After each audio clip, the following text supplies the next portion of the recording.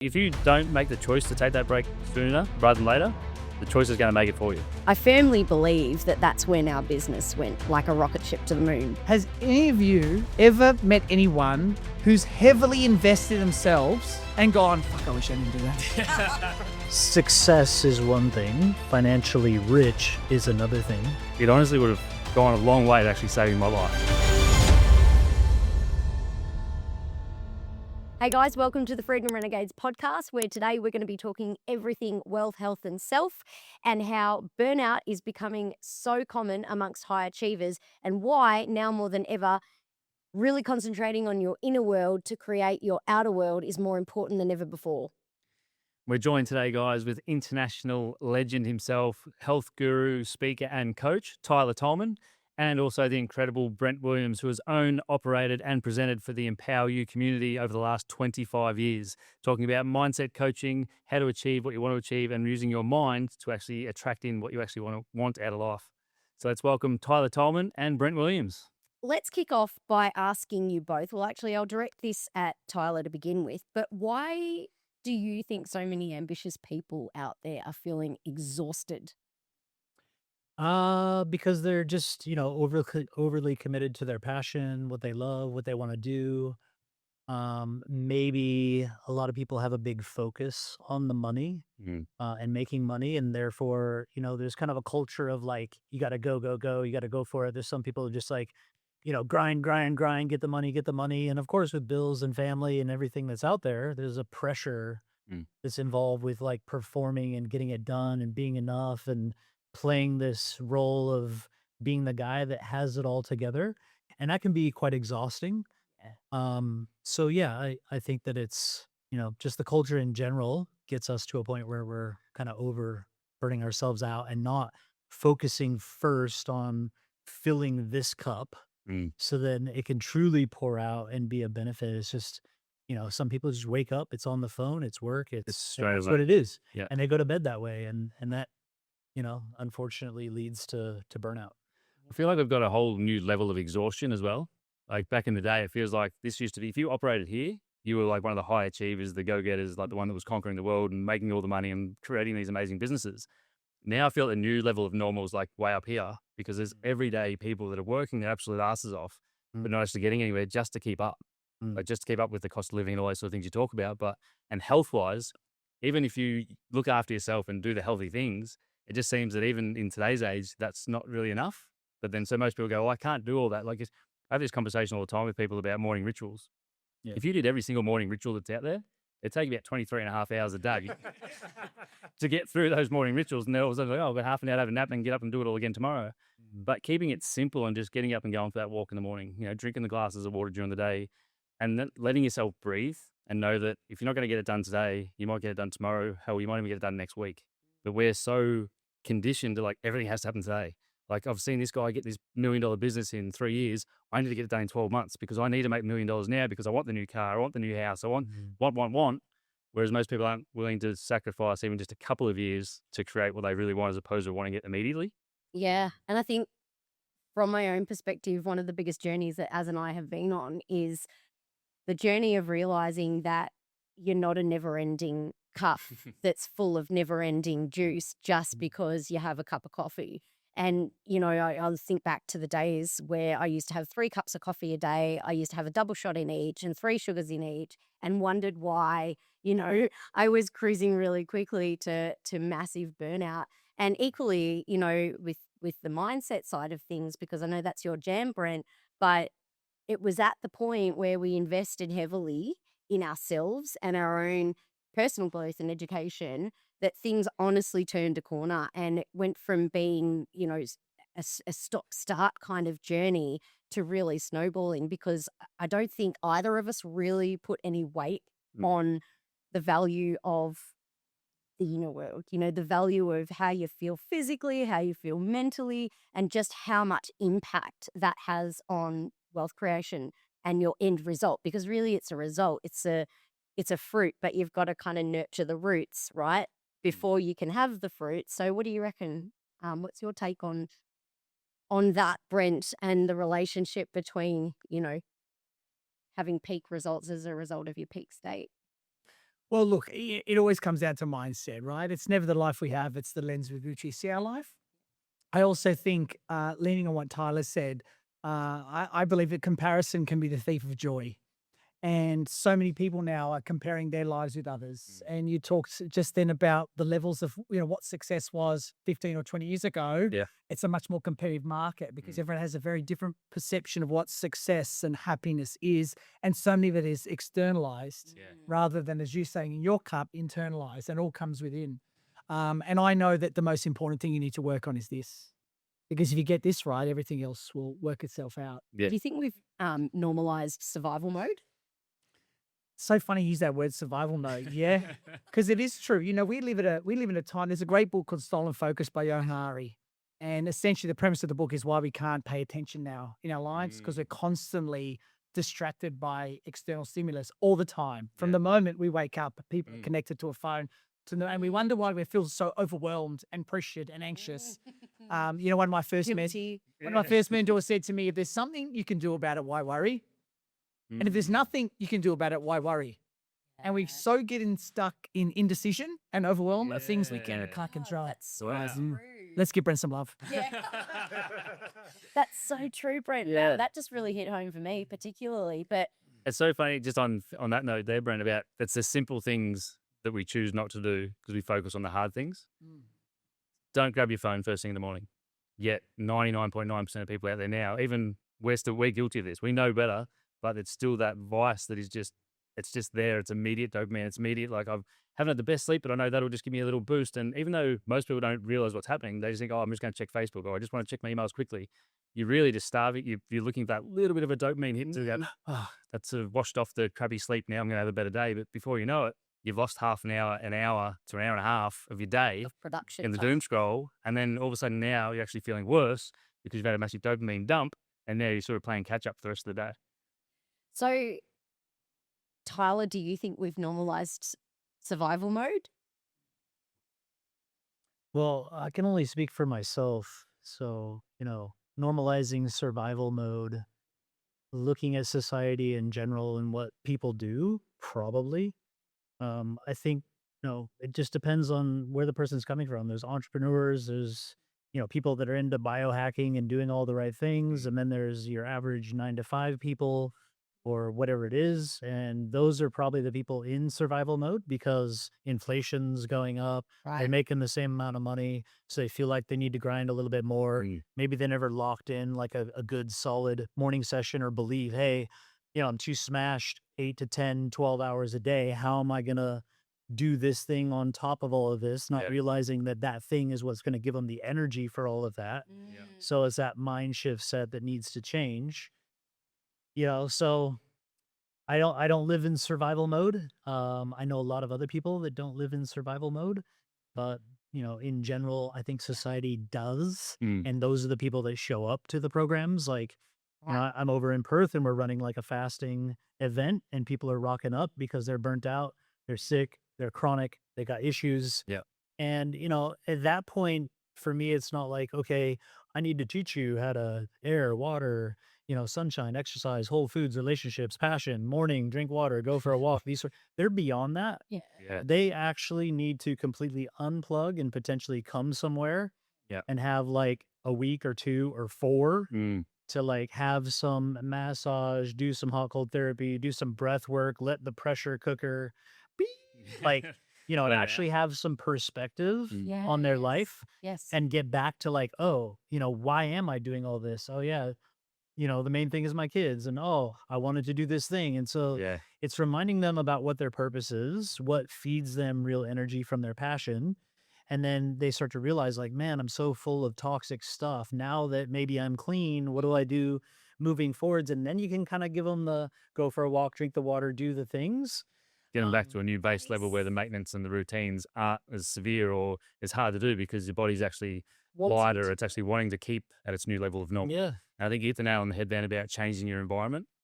I think we say all the time, like your environment is 1,000 times stronger than your willpower. So if you've got something you need to work on or something you want to fix or change, trying to do it at home in your natural environment where you've created this beast to begin with. We say you can't heal in the same environment you got sick in. No, exactly. You got to Yep. remove yourself from the environment, get perspective. Yep. Maybe make sure the environment's not full of mold or toxicity. Yeah. And change it. Yeah, well, something you just said, I'm not sure if it was you that first mentioned this, but I picked up something along the way that was about a fish tank and having dirty water in the fish Yeah. tank. You can't feed it better food because of the fish tank's still dirty. You got to clean the water. And you don't take the fish out and medicate them, right? That's what our society does. So true. Take the fish out and medicate it and put it back in. It's still going to be sick. Or you have to clean the water. The pH has to be right. Got to clean up all the shit on the bottom, right? Boop. Yeah. Well, yeah, and I think one thing you said earlier as well too, you've got to do the things, and by doing the things you feel way more energy and vitality. But when you're in the place of feeling exhausted and burnt out, that's the last thing you want to do. So it's almost having to literally just stop everything you're doing, reset and go again, because you can't try and, like you said, get better from the place that you got sick or got burnt out or got exhausted in the first place. Yeah, and I mean, people can shift it. You can definitely put the routine and change the things and make it happen, right? It's just sometimes having the perspective and the reset and then coming back in and slowly building back up and having that guidance. I think, you can tell somebody a plan, but so much stuff is going to come up while you're in the plan that you need probably someone to hold you accountable. First of all, like, people are like, why am I doing this? Well, I'll do it for my kids or I'll do it for this. But, if they have a coach, like, some of the clients that I meet, they're just like taking photos of their food, like, oh, I have to eat this way because Coach Clint will beat me up if I don't. And people need that. Yeah, that accountability is so important. Yeah. It is so important. Accountability is everything, because so many people know what they should be doing, but they still don't do it. So what is the friction point or lack of them going from where I am to where I need to go? And often it's someone that's going to hold you accountable. We often do more for others than we will ourselves. 1000%. And I love sort of speaking about the environment, And yes, the physical environment is super important about, whether you have to go away to a retreat somewhere for a week or a month or have some time apart or go and book an Airbnb somewhere just to switch off from work and put the device down, maybe look at it for an hour in the morning, say hello to the kids and the wife and the husband and things, but then go for the walk on the beach or, do what you got to do that's just Reconnect, but also it's out of the normal. It's not your normal daily routine. But just as important, if not more important, is actually your mental environment. Like what's between your ears. Like that's the key environment that we all as human beings live in, yet 99.9% of people don't really even feed it the good things. They don't let it air out. They don't breathe into it. They don't let it become a healthy mind. They try and have healthy thoughts in a dirty mind. So I think like working with you, Brent, is especially the younger generation, showing them that it's the small things that you can do on a daily basis to increase, you can change your thoughts. If you constantly think negative thoughts or you constantly think hard thoughts or this is happening to me or life's shit and I can't get ahead, you're going to wake up every day thinking those same thoughts. Like I say all the time at our events, and I said, you're going to feel like a dick when you first do this, but I look myself in the mirror, look in the eyes and say like, you are an awesome guy. You're amazing. You're a rock star. You're a multimillionaire. Like Write it on the mirror. Directly into my eyes. And then I'm like, it's like, because I tell other people this all the time. So if I can't tell myself that, well, then who else is going to tell me? Because very rarely, unfortunately, in Australia where we have this tall poppy syndrome, you're going to hear it from someone walking down the street. So if you can change your self-talk within, this difference it makes on the outside world and what you actually then focus on and what you can see is huge. Well, sorry, you were I was just going to say, if you don't love yourself, why would anyone else want to love you? 100%. Yeah. And everything that we've been saying,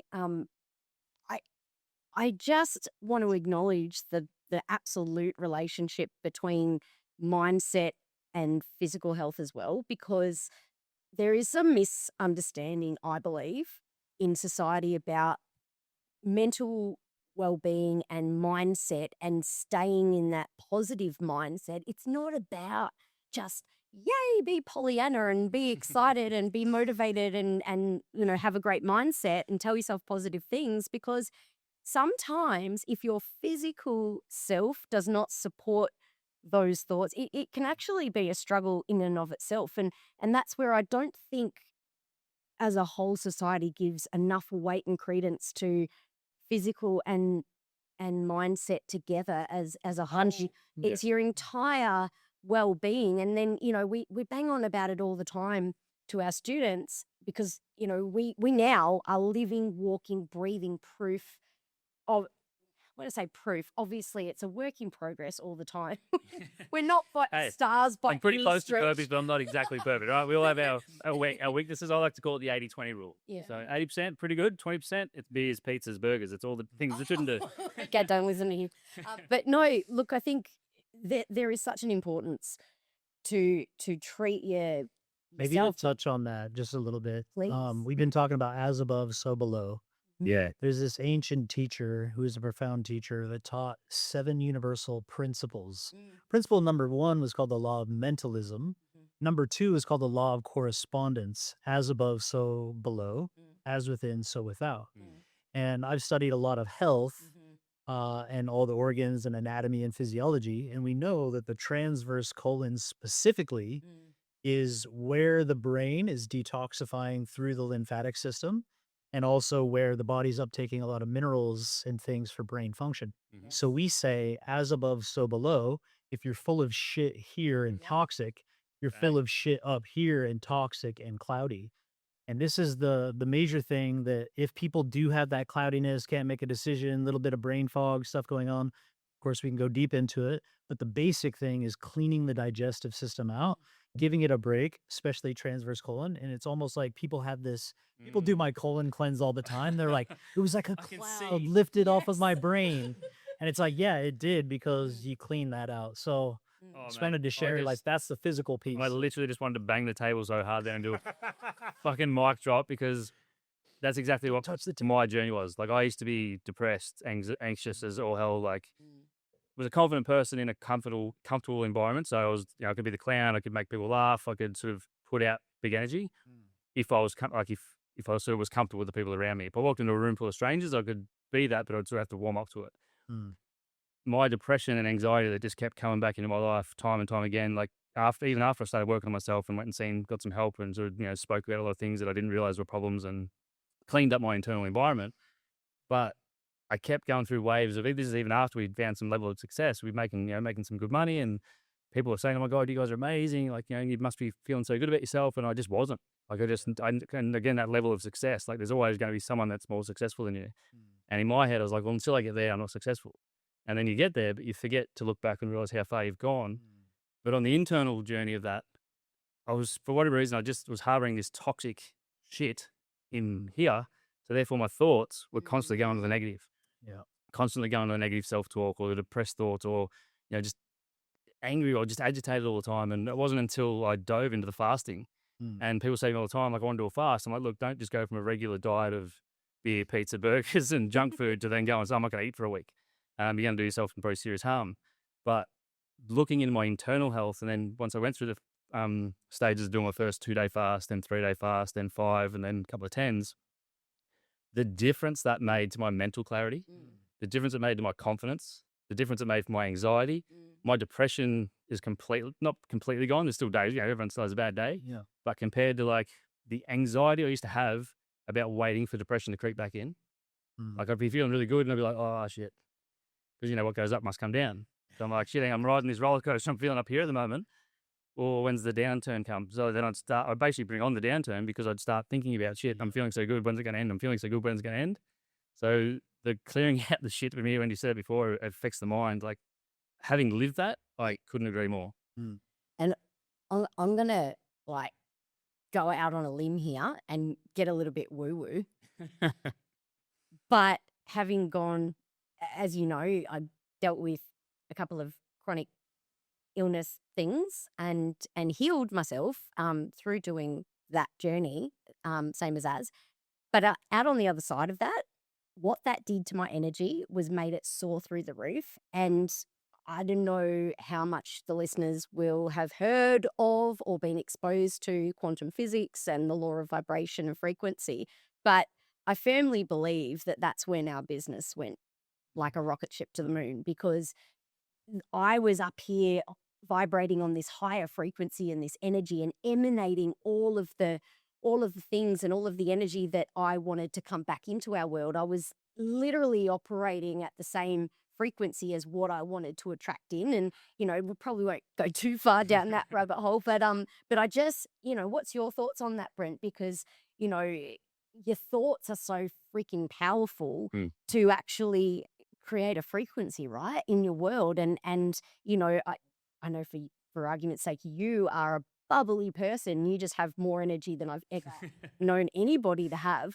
But what you get back and the people that you attract into your world and your empower you and your business is epic, and you get epic results as on the back end of it. So what would you say to the way your thoughts control, I guess, your results? I worked at a video store. I'm laughing because I know this story. I'll do a very quick version of it that links to your question. I worked at a video rental store as a teenager called Civic Video. It was my dream job. For the amount of listeners, what's a video store? Exactly, right? Yeah, back in the day when the dinosaurs rolled. Is this back when we had hair? You used to go into a building and had all these Now hang on, but you heard DVDs or VHS? VHS tapes. VHS tapes. video tapes. Yeah, and We just lost half our listeners. and there was a task that I hated doing and everyone hated doing. It was taking the videos back on the shelf.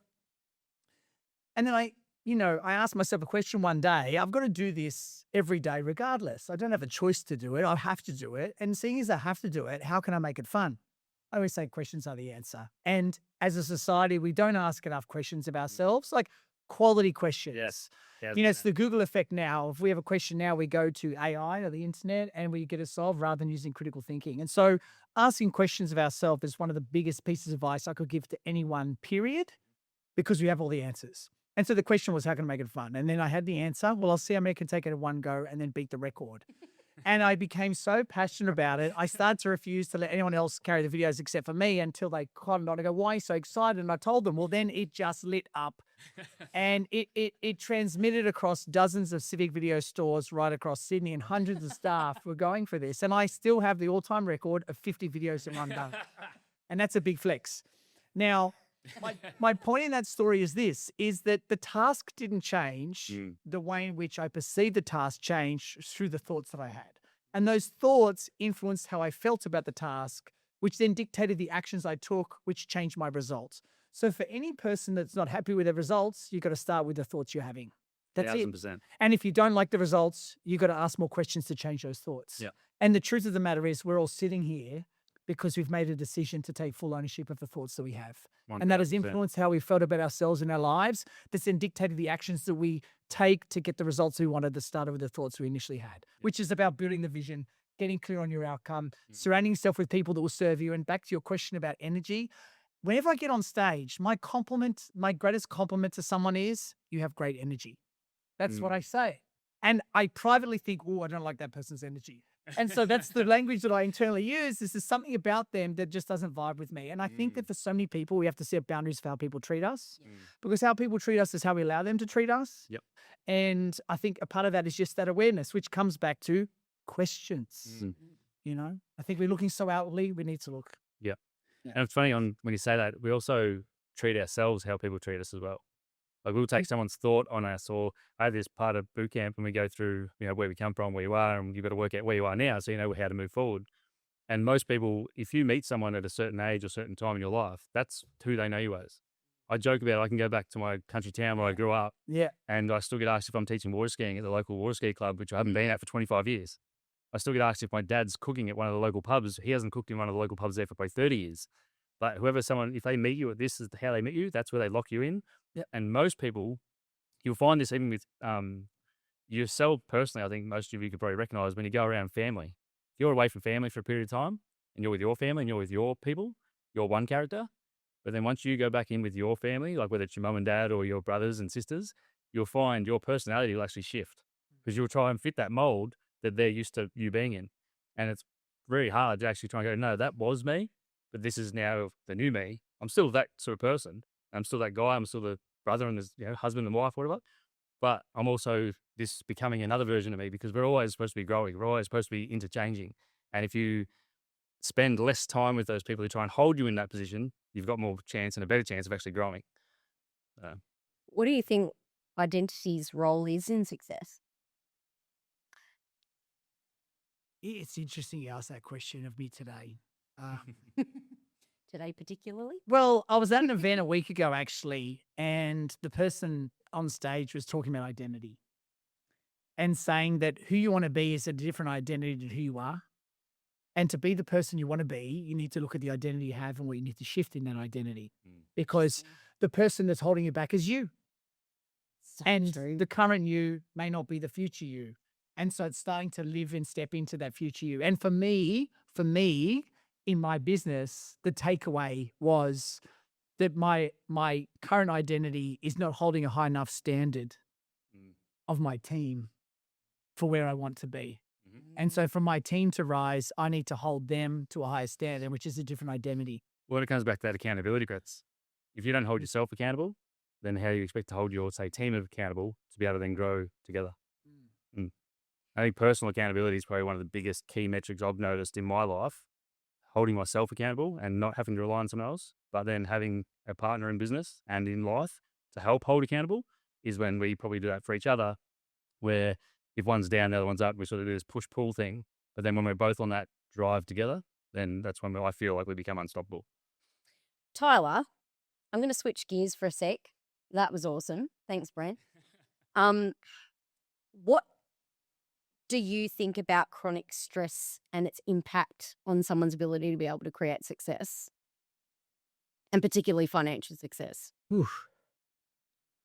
I have no idea, to be honest, because there are probably some people that are living in chronic stress and billionaires.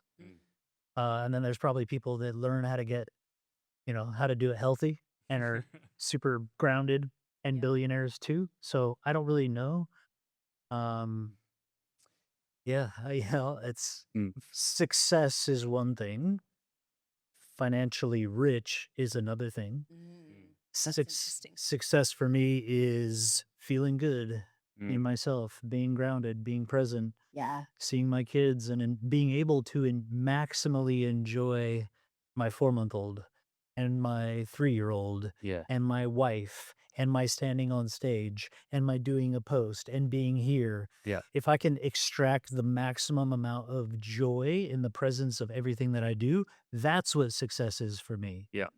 And chronic stress would completely eliminate most of that. So chronic stress to me equals failure and will eventually lead to death, disease, all these other things. So it depends on how you define success. But yeah, I think that most people would prefer to be able to extract a maximum amount of joy from any experience. Yeah. We've all been on this road. You were talking about it before, like, oh, I have to be here before I'm something. It's like, no, whatever you're doing now, you'll continue to do. Yeah. So if you're putting your joy or your success or your feeling of happiness out there, it will continue. It'll You'll continue. never Never be achieve there. Yeah. even when you get to that money, you'd be It's like, not oh, gone. this is it. I'm still not happy. Right. And this is why so many people, they keep going Yeah. and they make billions, but Yeah. they're still not Still happy. not happy. Yeah. And Yeah. this is a tough piece too, because like, I feel like I get it. And that's, maybe a narcissistic thing to say. I don't know. I feel like I get it. But that also keeps me from being a multi-millionaire, billionaire. I could be. Yeah. We probably do 4 or 5 million a year, which in my opinion, I could be doing way better having done this for so long. Yeah. But I choose the things that I love, and I have a really good lifestyle, and I'm just happy with it, and I'm human. Yeah. So I constantly have like, oh, I should be doing more. I'm just like, take a deep breath. Let it out. I'm doing pretty good. Exactly. You know, if I played the comparison game, Yeah. I'm doing shit. Yeah. I'm nobody. But again, I love exactly what you just said then about the level of success. And I had an interesting conversation with a guy the other day about exactly that. Your level of success and someone else's level of success it could be completely polar opposites. You may have an extra $5 million in the bank than them, but they look at you and go, oh my God, you're so successful. You've got $5 million in the bank. I look at them and go, you've got a beautiful, loving family with 2 adorable kids who are so well mannered and polite to be around and just an amazing life. That to me is just as much, if not more of a success than having money in the bank. Money is emotionless. Well, It's you got- kind of answered my next question, which was going to be, do you think that people who achieve financial freedom are actually free? And what is freedom anyway? And you hit the nail on the head, because it is such a tricky balance Mm. to balance it all. And I think there's such a relationship between the wealth, the health, and the self, being the mindset. But it is a balance, because we are human. We're born to strive, and and especially if you're ambitious or you've got any of that within you, it's really tough gig to tell yourself no, and to draw the line in the sand when enough's enough. Because otherwise we could fall prey of keeping on going and keeping on going and keeping If you on, had all the money in the world, what would you do? right? Yeah. And it's like The just age-old do that. question. Like, I'm doing all the things that I love. Yeah. If I had $1 billion, I'd still do Still the be doing same the same thing. Yeah. And, they say, like, if you're doing what you love, you're not working. It's still work. Yeah. We're still busting our asses. Or say, never work a day in your life, and it's not. Well, that's not true. Even the billionaires are still working. Yeah. So it's not about like it's even just having $1,000 or $1 million a month come into your bank account and then just sit at home and do nothing. Human beings can't do nothing. I find it very hard for a human being to sit there and do nothing. Yeah. Look at most people that go into retirement. Within a short period of time, they start really nudging death. Yeah, if I could just quickly speak to that. One of my big heroes is Clint Eastwood. There's a man who lived a full life, and he was asked a question in his 80s. He'd just done a movie called Gran Torino, which was a $100 million blockbuster, nominated for a bunch of awards. And they said, "You're 83. Why are you still doing this?" And he said, "What else am I supposed to do? Just stop and then die and have no, because it gives me purpose, it fulfills me." And he goes, "I'm getting better at what I'm doing continually. So why would I stop doing it?" And he is either with us or just past in his 90s, still living his best life, doing something. And I know, because I thought about this a lot, when I was younger and I was robbed at gunpoint when I was 18, and that was a moment that really shifted my thinking in life. And I wanted to pursue my dream of movie directing. And I had the opinion or the feeling, the strategy was, if I can build wealth, I can leverage time and fund my dream. And I thought, well, it's just to be rich, just to be rich. Just once I got the money, then I can kick back and pursue this film career and then just live my best life. And I found in being a business owner for 25 years, I work harder than anybody else I know, but I also own my life. So I don't need to answer to anyone except for myself and my family. Yeah. And then when I've had time off, sustained time, for the first week or two, it's lovely, but then I'm antsy. Yes. Because then I get back to doing because that gives me fulfillment and purpose and joy. And coming back to that whole like struggling and surviving, like we really want to be thriving in life. And money is one metric for that. Yeah. But there was a study that came out of America that said that once you hit 60,000 a year, your happiness quotient doesn't change much. Like putting aside yachts and fancy parties and things, if you've got enough money to live and Got a get house, by, got a car. your happiness, and there's a friend of mine who's worth $500 million, $500 million, and lovely guy. And I asked him, "What has the money brought you?" And he said, "Not more happiness. It's given me security." Yes. Yeah. And it's just a favorite time, but it hasn't changed my level of happiness or fulfillment. And I think that's the challenge with so many people's perception of what we talk about, the definition for success and what that is. Yeah. It's living your best life, having joy, having balance, whatever balance really is. I know Dan Martell says if you want to be excellent at anything, there's going to be imbalance in your life. And I do think there's some truth to that. 100%. Like I know for me to be all that I want to be with Empower You, I've got to be all in with that. Yeah. And as much as I'd like to go, well, I can do a little bit here, a little bit here for greatness and to really make some big shifts. But then it comes down to, well, what was that all worth? Yeah. And I think that What did it cost you? I was speaking to someone recently about COVID and saying there was huge benefits that came out of that. And one of the big benefits for me, and I think everyone, if they really thought about it, would agree, is it gave us pause to really reflect on what's important in our lives. Yeah. And why am I working so hard? And if it is beneficial for my life, and where am I spending my time? And how is this affecting my children, my relationships? Because the truest wealth is wealth in relationships. Because really when we leave the earth, what do we have? The memories we have and the impact we had on the lives we touched. Yep. And I think realigning that and coming back to what Tyler said earlier, which I totally validate, is by, I use that fish bowl analogy a lot. You don't treat the fish, you treat the water and the environment. And we can take people out of their environment for a reset now more than ever before, because we're always on technology and constantly looking at other things, to take that time out of our life to go, what is it that I really want? Yeah. What is success really to me? What makes me most happy truly? Not what I think the Instagram and the perception of other people and looking at what other people do. And that is such a dangerous thing to do. Oh, comparison really is the brings thief joy of for me. happiness. Yeah. Yeah, but it just strips, and I was going to use another word then, but I'm glad I didn't. It completely strips your happiness, because that was me. I was the guy that was like, had success, we'd made some money, but I was like, yeah, but. And then it used to say to me time and time again, the amount of times we've stretched that like a band of our relationship to the point where it nearly broke, because she'd literally look at me point blank and say, when are you going to be happy? Like, what do you need to be happy? We just made, $150,000 in 4 weeks on a project. We've made the money. And we do this on a consistent basis. Like, we're making the money, but you still got this level of success in your head that you think, until I get there, then I'll be happy. And that was a real bitter pill for me to swallow. So I'm like, no, I've worked on myself and looked over my health. Like, I don't know why I'm feeling this way. I just need that. And for me, I'm not a guy, I don't need the Lamborghini in the driveway. I don't need the biggest house and, the yachts and things like that. It's more about when I feel happy. I just wanted to feel happy, but I didn't actually know what the metric was to make me feel happy, because my metric was money. And it had always been money, because I didn't come from money. We didn't, neither of us were born with that silver spoon in their mouth. But I always thought if I had more money, I'd then have more happiness, because I would have less stress. I'd have more joy, because we can afford to do nicer things. And you start making the money, but then I'm like, well, hang on. If I'm chasing this thing called money that's supposed to give me this happiness, and I'm still not happy, well, then what is it? And that's when I went, oh, it's obviously got to come from within. So then when I started working myself, reading the books, listening to the audiobooks, look, the diet, the whole mind and your thoughts and your gut is connected. Once I started eating healthier, exercising more, sweating more, doing the fasting, and your thoughts literally change. Loving yourself. Yeah. Yeah.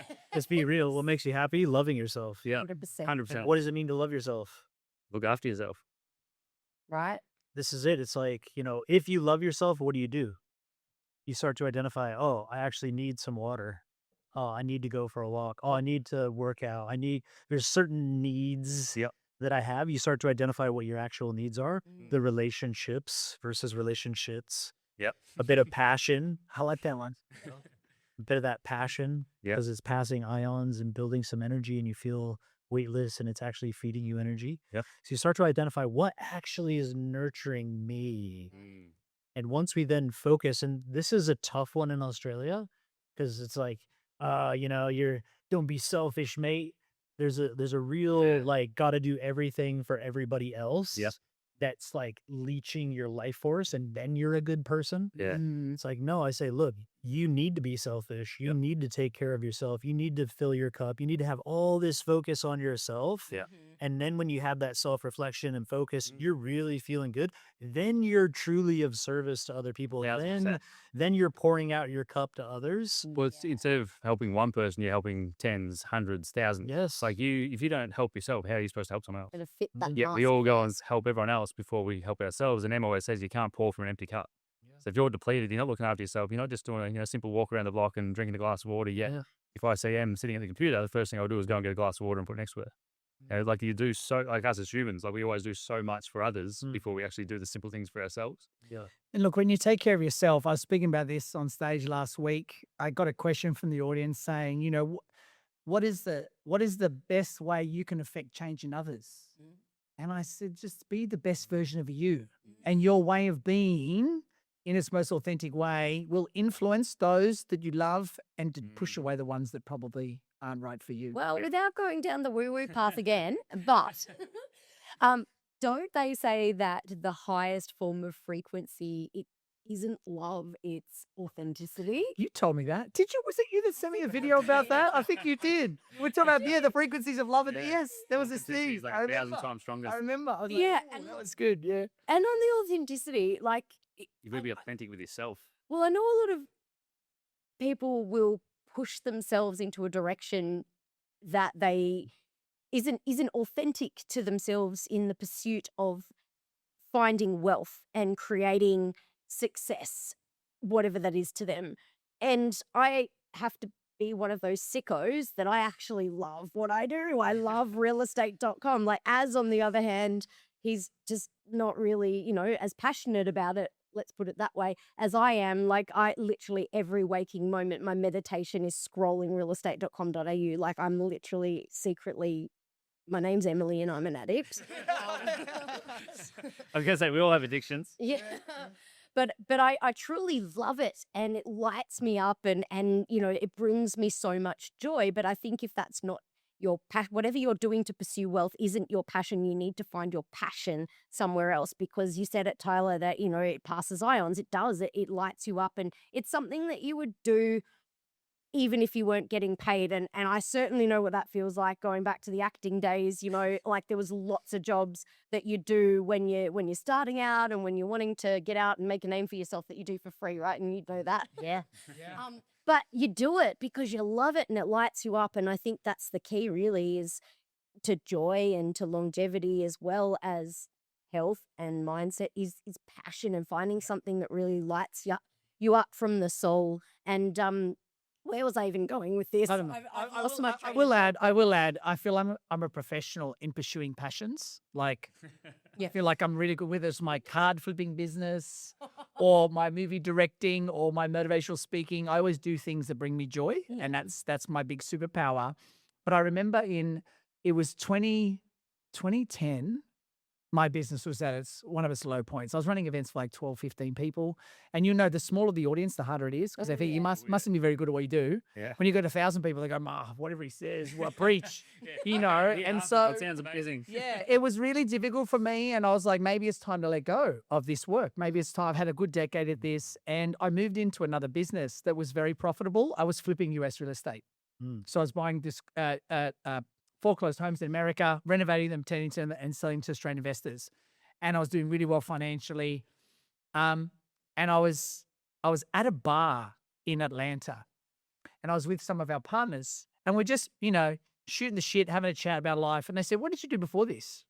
I said, "Well, I ran this seminar called Empower You, and I was changing these lives to these young people." And then I was explaining, they go, "What the fuck? What are you in here doing this?"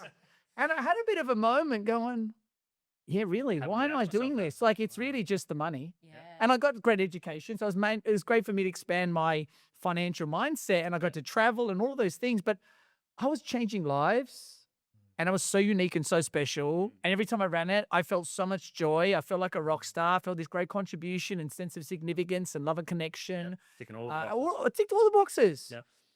So what am I doing? And then my son was born, and then got back on stage, and here we are. And it's a part of my family. Empower You is the greatest love of my life. And it's because it gives me so much. Like, everyone says to me, thank you, like me. I'm like, no. Like, I get as much out of this as anybody else. And it's never work. I'll do it for the rest of my life. Same with film, because it's so joyful. Yeah. Like, I geek out. I love it. And it's sad to me. And my big drive in life, if I had one thing that I want to do, is ignite more flames in people, to not just do the things because you're healing a wound. A lot of people doing things out of heal wounds, or to please a parent who never said, "I love you," unless you did this thing, or seeking external validation. But just really, truly, there's never been a better time to find what you love. There's no more excuses anymore. You have an abundance of resources and opportunity in front of you. You just got to ask more questions. Ask more questions. I couldn't agree more. Az and I have been on a journey of, we between us have spent over $319,000 on our personal growth and health and education. And, it's been Events, epic. retreats, like all of it. Like, It's been an epic 10 years or more. Yeah. Oh, But going no, full you said- circle, the passion and the joy wouldn't be even nearly as elevated as it should be if it weren't for the fact that we'd worked on ourselves. And I think I really want to just put weight on that, because mindset is one thing, and that will get you a part of the way, and then health is epic. Like, I am living, breathing, walking proof that working on your health can just be night and day. And the difference in our results, the difference in our energy output, the difference is measurable. It's so measurable. And that goes hand in hand with the mindset. And I think, honestly, once you realize that it's a triangle and all of the things help all of the things, that's when things start to change for you, because it's not just going and, doing a bit of self-help and personal growth and working on your mindset. Yay, I've ticked that box. That in itself is something you've got to do daily. It's like bathing. You can't just do it once and, woo, I've worked on the mindset thing. I'm done. I'm good. But even the health stuff, implementing the principles on a daily basis and, literally implementing changes in your life and making an effort to do so. Yes, it is going to be harder at first because you have to think, you have to be more conscious about your choices, but the difference that's made in our wealth creation and our financial outcomes has just been epic. Let me just validate that and ask this question. Has any of you ever met anyone who's heavily invested themselves and gone, fuck, I wish I didn't do that? Like, what a backward step in my life. Geez, what a waste of time. All of this growth and challenge and stretching myself. God damn it. Should have known better. And I should listen to that taxi driver who said, don't do that thing. I should have listened to that kid in Silly second me. grade that told me I'd never amount to anything. And I've never achieved met anything. anyone, not once in my life, who's heavily invested themselves in whatever way, shape, or form and gone, that I was regret that. a waste of my time and energy. Maybe I can pipe in here. Yeah. There was something you said earlier that I grabbed onto when you said, when you finally went away and you did a fast, it was like after that, the business went like bang. And there's this saying that I think my dad said a long time ago that really stuck with me. And I believe it's true. It's, you'll never accomplish more in your life by doing so little than going away and doing a water fast. Oh my God. Because it's like, you go and do nothing. And it's all the mindset is I'm going to lose money. Like I've had this happen. Michael Adamiti's retreat is like, I'm like pushing, go, running events, doing all this stuff. Yeah. And sometimes getting loans just to cover all the people coming in to pay for the hotel and do all the things. And I'm just like, what the hell? Yeah. We're selling all these programs. We're doing all this stuff. Like I can't get ahead. Every time I had my fast coming up, Tyler, you can't do that. You got to go on tour. I was compromising my own health. Everything about the business. Michael Adamiti's came along. He did my 21-day fasting retreat, 21 days on water, all this stuff. And he's like, now you come do my 21-day enlightenment experience. And I said, okay, I'm there. And my business partners and my own wife is like, when it got time, can't do it. We need to go on tours. We need to sell this thing. We've got $50,000 deposit on this hotel. You can't do it. I was just like, I'm done. I was like, if this is meant to go bankrupt and crash, so be it. I'm going away for myself, taking the time, right? So I just let it all go. Everybody losing their shit. I let it all go. I went to this retreat. And of course, there were some meditations that were taught about wealth that might have contributed. But in the time that I was away for 21 days, and like my father said, you'll never accomplish more in your life by doing so little. It was like going away and having the reflection and the time and a bit of fasting and meditation. You're not even supposed to you can't do anything. It's noble silence. You can't look at anybody. You can't get on your phone. It's like full meditation, full nothingness. Was that a Vipassana? But I had stayed he had it within his course, 21-day course. So within this process, I had stayed there before, so I had his Wi-Fi, but I wasn't meant to. But on day 6, I was like, fuck it. I'm just going to see what the trauma is. You know how we're all addicted to trauma? I'm just going to go look at the emails, right? I'm going to see the emails from my wife telling us how we're bankrupt and everything has gone to shit. And no shit, on day 6, she's like, I don't know how this is happening. There's programs that we've never sold ever without me getting on a call for 90 minutes to talk to people, tell them all this stuff, because it's a $30,000 investment. Yeah. She's like, 5 people have just come and paid. And whatever you're doing, keep doing it. So you're looking for the next month? So this is the whole point is I've noticed, as being the teacher of fasting, that even though the mind says if I go take the time away, my business is going to crash or this is going to crash and how am I going to pay the bills and all this stuff, somehow, in some way, when I go away and I fast, everything gets better.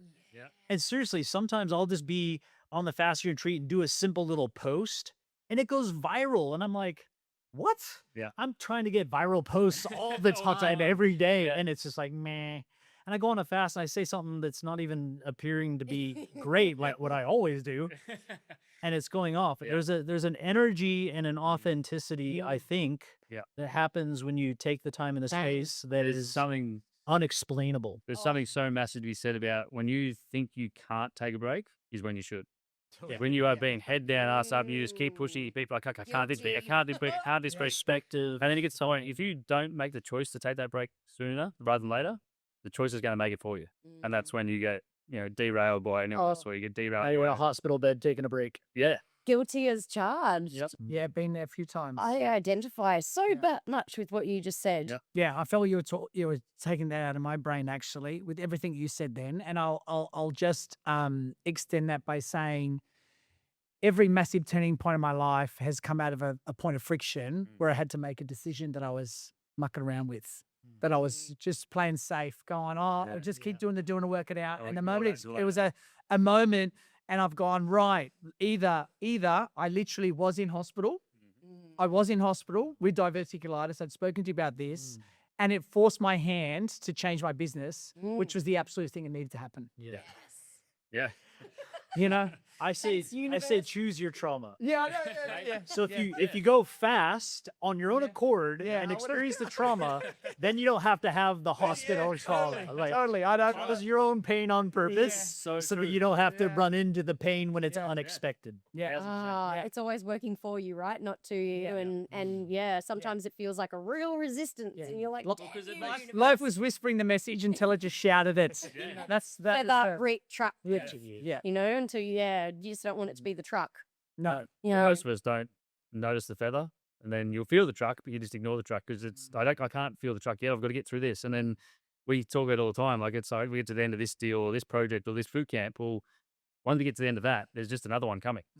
Like there's always more. There's always something else. There's always something going on. So unless you go, no, I need to be selfish. I need a break right now, and we've done it to each other before. Where Em's like, I just need to go away for a week. I just need a week of solitude. That's how she recharges. And I'm like, sweet, go for it. You go nuts. Like we'll have weeks apart.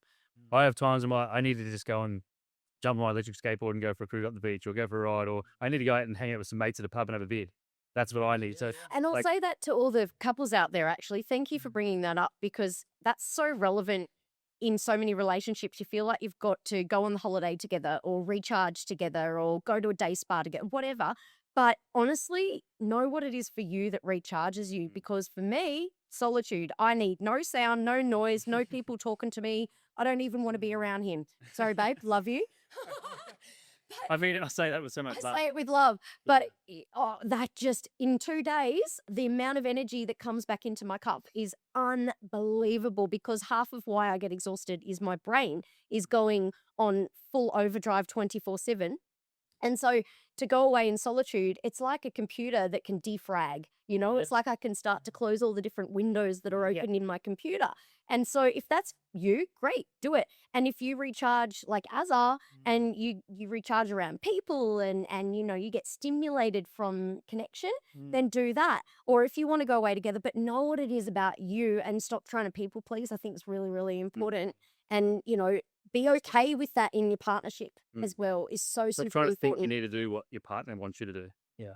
Like do what you know works for you. And most people don't know what works for them because they've never actually given themselves the time to either experiment or explore. Like when I joked before about doing the morning rituals, it's the same thing about recharging processes or health,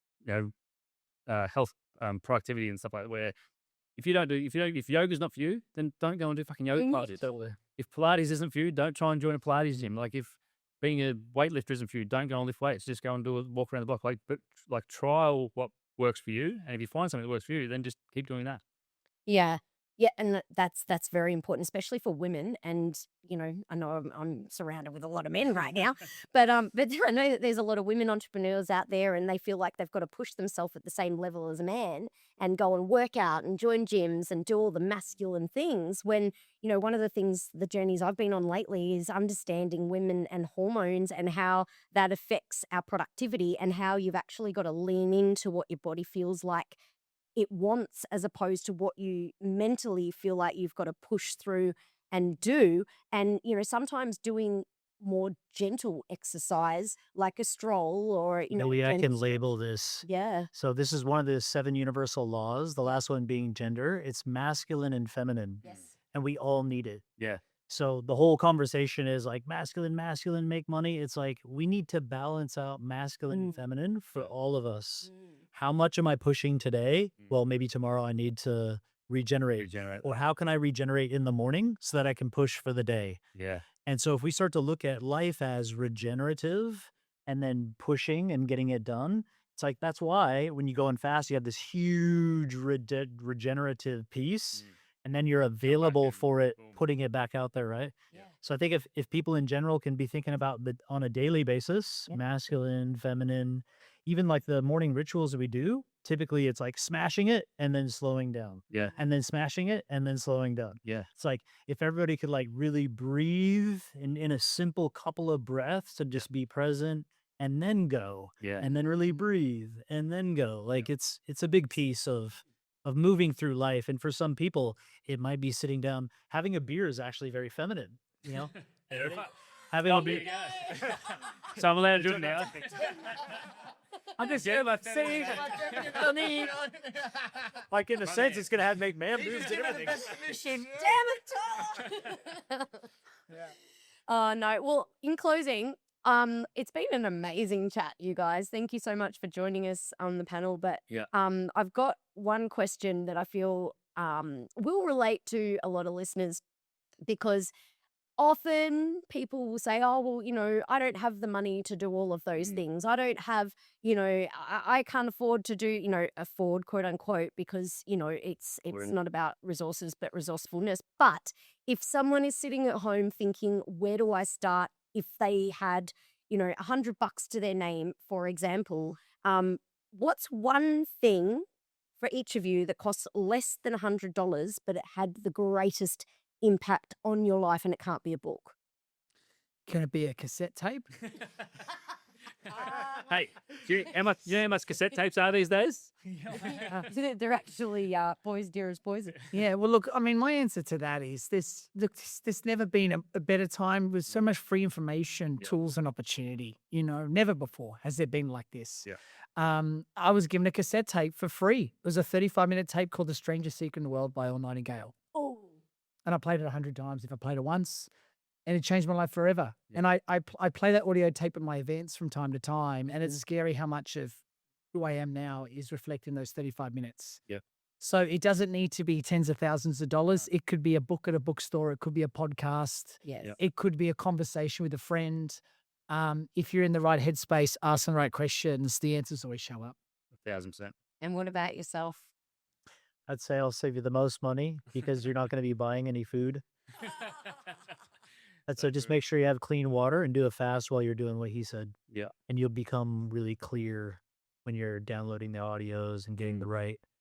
We need the right information. We live in a world of over information. So it's about really tuning into like, what's the thing I really feel drawn to? Yes. Who are the people speaking that I can feel the energy? Yeah. And it feels authentic and it feels like a match. Yeah. Then like really get into that space. Yeah. And allow yourself to really imbibe that information, Yeah. but also from a clear space. Yeah. Like not hot dogs and hamburgers and Coca-Cola and caffeine and like, because you think you're getting it all, Yeah, no. but maybe you're not. Maybe a little bit of clarity is needed in some space. I think you hit the nail on the head perfectly then about trying to find someone that you can listen to or learn from that you resonate with. Yeah. So there's so many people out there, and as you said, Brent, perfectly, there's so much information out there on YouTube and Spotify, like all the podcasts and all the audiobooks in the world you can go and listen to. There's certain people that I listen to that people can't stand. There's certain people that other people listen to and they go, oh, you've got to listen to this, you've got to read this. And I get 5 minutes in and I'm like, nah, not for me, I can't stand. Yeah, I'm good. And most of our mentors we talk about all the time, like a lot of them have actually passed away. But their stuff is so relevant to today, and it will forever be relevant, I feel, in the way that whether you're talking about your wealth, your health, or yourself, because we're not here for the first time. There's been so many people before us do this whole thing called life and actually nail it. And then we come along, we think we've got to try and recreate it or redo it our way. Whereas it could be 1 or 5 minutes of a 3-hour audiobook that changes your whole life. It could be, like when you said before, Tyler, do I regret spending all that money on our personal development, our growth and our health? If you had said to me 10 years ago, if you invest this amount of money over the next 8 to 10 years of your life, I'll give you in return, $20+ million portfolio and 2 businesses that generate millions of dollars and things like that. I wouldn't have even had a second thought. I would have thrown the $500,000 down on the table and said, when do we start? But you never know what audiobook's going to be. You never know what event it's going to be.